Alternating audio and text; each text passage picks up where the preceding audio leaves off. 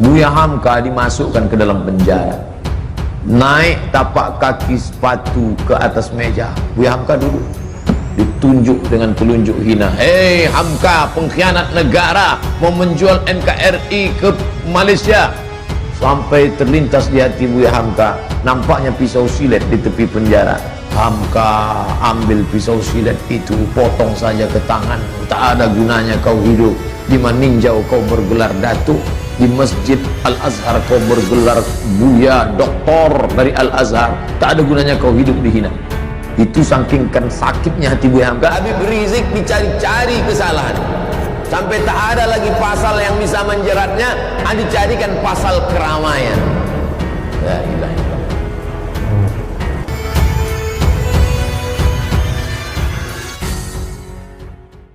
Buya Hamka dimasukkan ke dalam penjara. Naik tapak kaki sepatu ke atas meja. Buya Hamka duduk, ditunjuk dengan telunjuk hina. Hei Hamka, pengkhianat negara, mau menjual NKRI ke Malaysia. Sampai terlintas di hati Buya Hamka, nampaknya pisau silet di tepi penjara. Hamka ambil pisau silet itu, potong saja ke tangan. Tak ada gunanya kau hidup. Di Maninjau kau bergelar datuk, di Masjid Al-Azhar kau bergelar Buya Doktor dari Al-Azhar. Tak ada gunanya kau hidup dihina.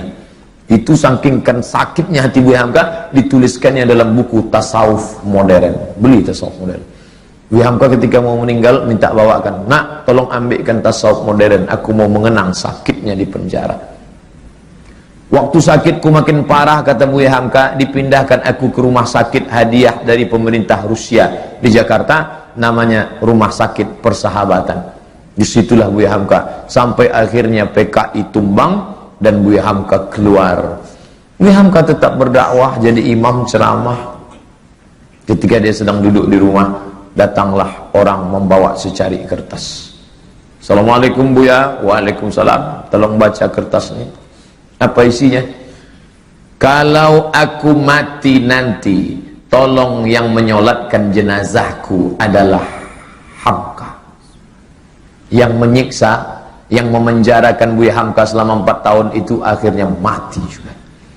Saya waktu itu penasaran, mau tak Buya Hamka ini? Mau tak? Mau Buya Hamka. Di situ kesal saya tutup buku itu. Kok mau dia? Kok mau Buya Hamka? Andai saya lah itu disiksa orang saya, lalu datang utusannya, andai aku mati, tolong yang mengimamiku Ustadz Abdul Somad, cari Ustadz Abu. Aku tak mau, sampai mati takkan ku solatkan. Barulah saya sadar betapa lembutnya hati Buya Hamka, lunak Buya Hamka. Dia tak pernah di Al-Azhar, sekalipun dia tak pernah Azhar, tapi Al-Azhar memanggil dia, memberi dia gelar doktor. Tak pernah kuliah di Azhar. Ustadz Somad 4 tahun di Azhar, balik LC. Sadar diri, aku tak selevel. Hamka luar biasa. Difitnah, bersebar info seluruh Indonesia bahwa Hamka plagiator. Novelnya itu katanya diambil dari Al-Manfaluti, sastrawan Mesir. Ditulis di harian Lekra PKI punya. Siapa yang memfitnah dia? Pramudia Anantatur, Pram. Buya tak melawan, diam.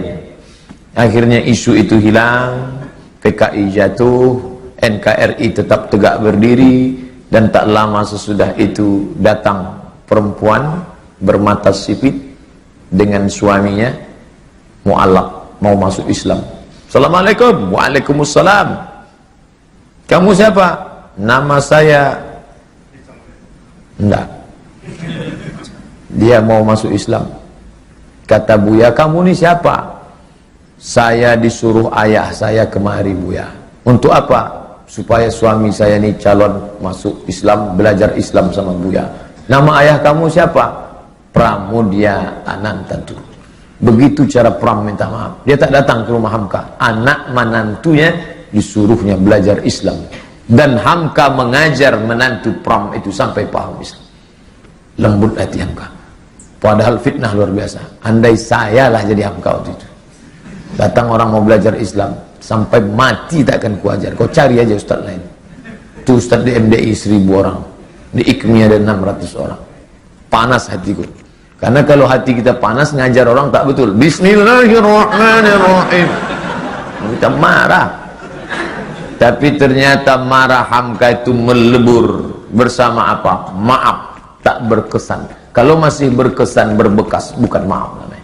Saya maafkan dia Pak Ustaz, tapi untuk datang ke rumahnya rasanya 2030 lah Pak Ustaz. Belum, itu belum maaf. Tak ada contoh. Nanti kalau saya sebutkan Nabi, orang, itu kan Nabi. Saya sebutkan Abu Bakar, itu kan Abu Bakar. Mana orang kita? Hamka, orang awak mana dari meninjau. Bisa dia memaafkan. Luar biasa Haji Abdul Malik. Tapi jangan bayangkan Hamka itu tak pemarah. Hamka itu pemarah. Waktu dia pergi haji naik kapal, berhentilah kapal di pelabuhan Padang. Sampai di pelabuhan mau sholat, ada pegawai kapal melarang sholat. Mau ngadu mereka ke Buya. Buya, ya ini ada pegawai kapal melarang sholat berjamaah. Katanya tak ada sholat berjamaah di kapal, sholat aja di kamar masing-masing. Oh bangkit Buya Hamka. Mana orangnya? Ini amak ang kurang aja, apa ang kurang aja, datuk nenek ang kurang aja. Itu asli, tak saya robah bahasanya. Buka buku judulnya Ayah, ditulis oleh Irfan Hamka. Dia ikut melaksanakan haji, naik kapal dan menengok Buya Hamka marah luar biasa. Jadi Hamka itu ada saatnya dia marah, ada saatnya dia lunak, ada saatnya dia berkonfrontasi, ada saatnya dia lembut. Dalam masalah kunut subuh, lembut hati Buya Hamka. Diundang oleh orang NU di Jember, diangkatnya tangan, Allahumma hdina fiman hadain, amin. Orang semua tahu dia Muhammadiyah tak berkunut, tapi hatinya lunak menjaga persatuan umat. Tapi ketika diajak dia oleh HMI, oleh Himpunan Mahasiswa Indonesia untuk menyambut Paus Paulus, tak mau deh. Ayolah Buya, kita tunjukkan bahwa kita ini welcome terhadap Paus. Tidak. Kenapa Buya tak mau? Bagaimana aku bersalaman dengan orang yang sudah mengkristenisasikan anak bangsaku? Tak mau dia. Begitu juga dengan fatwa Natal bersama. Buang itu fatwa. Ratu Alam Shah Prawira Negara tertekan karena presiden menteri mau Natal bersama. Cabut fatwa Natal. Atau Buya berhenti jadi ketua MUI. Lebih baik aku berhenti jadi ketua MUI daripada mencabut fatwa Natal bersama. Hamka keras berprinsip, tapi saat-saat memaafkan dia lunak. Kita ambil maaf Hamka di bulan Syawal yang penuh barakah.